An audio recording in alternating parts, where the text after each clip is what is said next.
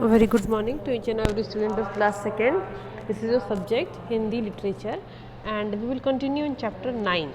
Okay, chapter 9 क्या है? एक स्टोरी थी, स्टोरी है परियों की कहानी है, ठीक है, उसे हम आगे देखेंगे क्या है।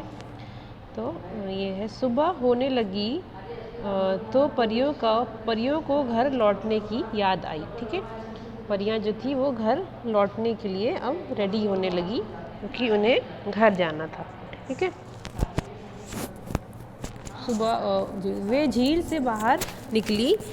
फिर क्या है, मस्ती मजाक करते करते समय कब बीत गया उन्हें पता ही नहीं चला। राजकुमार ने सफ़ेद परी को देखकर कहा, आहा कितनी सुंदर है। राजकुमार सफ़ेद परी को देखकर मनी मन बहुत खुश हुआ।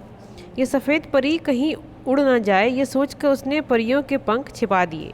परियों ने उसे पंख छिपाते हुए देख लिया था। सफ़ेद परी ने कहा, मेरे पंख लौटा दो राजकुमार, वरना अच्छा नहीं होगा। नहीं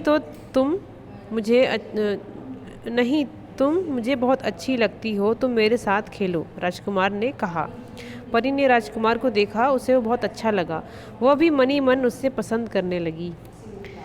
उसने धीरे से कहा, परंतु राजकुमार मेरी 3 सहेलियां और हैं, मैं उन्हें नहीं छोड़ूंगी ना। उसने सफ़ेद परी ने बोला। फिर क्या हुआ, राजकुमार ने कहा, मेरे 3 भाई और हैं, तुम्हारी तीनों सहेलियां उनके साथ खेलेंगी। ठीक है, चारों परियां राजकुमार की बात मान गई और चारों परियों ने अपने रंग बिरंगे पंख झील में डुबो दिए।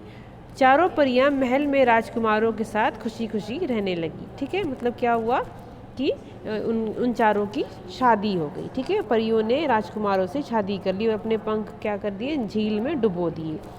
तो इस कहानी से हमें क्या शिक्षा मिलती है बच्चों, कि सुंदरता मन को आकर्षित करती है। ठीक है ना, कोई भी चीज़ सुंदर होती है तो क्या है, वो मन को आकर्षित करती है। ठीक है, इसका हम शब्दार्थ देखेंगे इस कहानी का। पहला क्या है, शीतल। शीतल मतलब क्या होता है, ठंडी। ठीक है, प्रातः काल मतलब होता है सवेरे का समय, और रोशनी मतलब प्रकाश। ठीक है, अचरज मतलब होता है अचंबा और हैरानी। नरम मतलब होता है मुलायम। ठीक है, ये हो गया इसका शब्दार्थ। इसके अभ्यास हम देख लेंगे, 4 क्वेश्चन है, इसके आगे का हम नेक्स्ट वीडियो में फिर देखेंगे। ठीक है, पहला क्या है, निम्नलिखित प्रश्नों के उत्तर लिखिए। इसमें पहला है प्रश्न, चारों सहेलियां एक साथ क्या करती थीं? तो चारों सहेलियां एक साथ खेलती, खाती, सोती थी। ठीक है, ये इसका उत्तर आप लिखेंगे अपनी नोटबुक में। ठीक है, हिंदी की नोटबुक में आप इसका उत्तर लिखेंगे, साफ साफ अक्षरों में लिखेंगे। दूसरा प्रश्न है, उड़ते उड़ते चारों परियां कहाँ जा पहुँची? तो उड़ते उड़ते चारों परियां नील देश में जा पहुँची थी। ठीक है, ग प्रश्न है, नील देश में परियों ने क्या क्या देखा? तो सुंदर महल, ऊंचे ऊंचे पेड़, झील आदि देखा। घ राजकुमार ने बगीचे में क्या देखा? राजकुमार ने बगीचे में देखा रंग बिरंगे पंख रखे हैं। ठीक है, जो कि परियों के थे। ठीक है, ये हो गए प्रश्नोत्तर। इससे आगे का हम नेक्स्ट वीडियो में देखेंगे।